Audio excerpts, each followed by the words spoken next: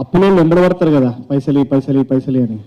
అట్లా నన్ను వెంబడిపడి సినిమా చెప్తే దీంట్లో లాజిక్ ఏముందిరా అన్న ఫస్ట్ నేను వాళ్ళు సరిపోతుంది అన్నాడు. దాని తర్వాత దర్శకుడు చెప్పిండు స్టోరీ. దర్శకుడు నాకు ఫోన్ చేసి సినిమాలో లాజిక్ ఏముందిరా అని అడిగాడు. మనం ఉంటే సరిపోతుందిరా అన్న నేను. దాని తర్వాత విష్ణు గారు అడిగారు నన్ను, మీరిద్దరు చేస్తున్నారు కదా మన ముగ్గురం అంటే సరిపోతుంది అని. సరిపోలే, వీడు 1.5 టార్చర్ పెట్టిండు మమ్మల్ని. ఈ స్పేస్ సూట్లో చూస్తున్నారా, దీనికి పోలేము తినలేము, వంగలేము, కూర్చోలేము, నిలబడలేము.